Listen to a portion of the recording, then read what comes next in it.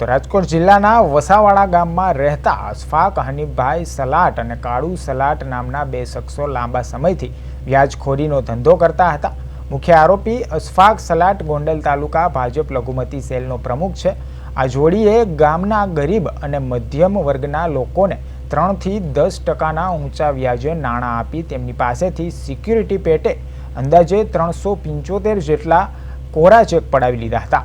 જિલ્લા પોલીસ વડા વિજયસિંહ ગુર્જર અને ડીવાયએસપી કેજી ઝાલાની આગેવાનીમાં પોલીસે જ્યારે દરોડા પાડ્યા ત્યારે વ્યાજખોરીના આ કાળા કારોબારનો પર્દોફાશ થયો હતો. પોલીસે વ્યાજખોરો પાસેથી આશરે 2 કરોડ રૂપિયાના લેતી દેતીના હિસાબો અને ચેક કબજે કર્યા છે. આ ઓપરેશન બાદ પોલીસે 100 જેટલા પરિવારજનોને રૂબરૂ બોલાવીને તેમના જમા થયેલા ચેક પરત કરાવ્યા હતા. પોલીસે બંને આરોપીઓની ધરપકડ કરી છે અને વ્યાજખોરીના આ નેટવર્કમાં અન્ય કોઈ મોટા માથા છે કે કેમ તે દિશામાં તપાસ હાથ ધરી છે. રાજકોટ ગ્રામ્ય પોલીસના સુલતાનપુર પોલીસ સ્ટેશનમાં અમને એક ફરિયાદ મળી.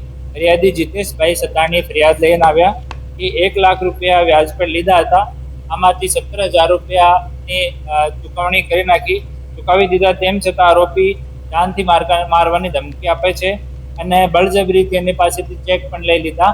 જે ચેકમાં મનમરજીનો અમાઉન્ટ ભરીને અને આ ચેકને બાઉન્સ કરાવી નાખીશ એવી ધમકી પણ ફરિયાદીને અમુક સમયમાં આપતો હતો.